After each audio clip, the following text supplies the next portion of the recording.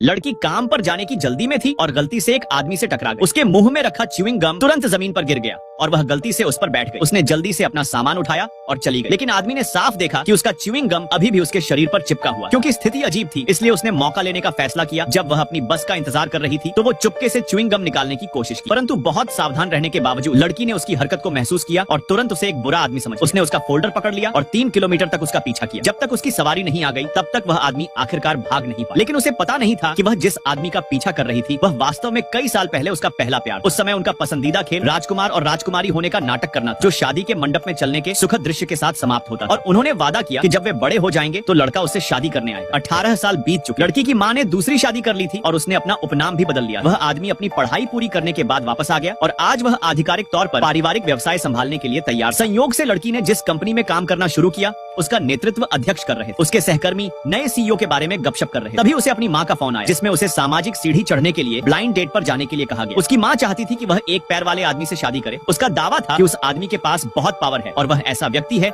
जिसे वह अपमानित नहीं कर सकती, इसलिए उन्होंने उसे आज्ञाकारी रूप से उनकी बात मानने को कहा। लेकिन लड़की इस बात से हैरान थी कि उसकी माँ उसके साथ कैसा व्यवहार कर रही। अपनी माँ के शादी के दबाव से बचने के लिए उसने जल्दबाजी में कहा कि उसका साथी समूह का सीईओ है। हालांकि उनकी बातचीत प्रबंधक ने सुन ली, जो मानते थे कि लड़की सीईओ की मंगेतर है। इस बीच लड़की ने देखा कि उसका वेतन केवल $7, लेकिन उसने इस महीने 2 बड़े अनुबंध किए, इसलिए वह सीधे अपने सुपरवाइजर से इस बारे में पूछने, केवल यह जानने के लिए कि उसके सुपरवाइजर का वेतन $3,80,000 और उसने उसका कमीशन चुरा लिया। वह तुरंत सुपरवाइजर से बहस करने लगा। मैनेजर दौड़कर आया और उसे डांटा, जोर देकर कहा कि वह चुराए गए कमीशन के लिए उसे 3 गुना मुआवजा दे। जब वह अपना पैसा लेकर चली गई तो मैनेजर जल्दी से सुपरवाइजर को यह बताने के लिए दौड़ा कि लड़की सीईओ की मंगेतर है और उसे चेतावनी दी कि वह उसे फिर कभी न उकसाए। यह बातचीत जल्दी ही पूरे कार्यालय में फैल गई। सब कुछ सत्यापित करने के लिए महिला पर्यवेक्षक ने सीईओ को एक संदेश भेजा। जब सीईओ ने किसी को अपनी मंगेतर होने का नाटक करते देखा तो वह गुस्से में कंपनी की ओर चल पड़ा।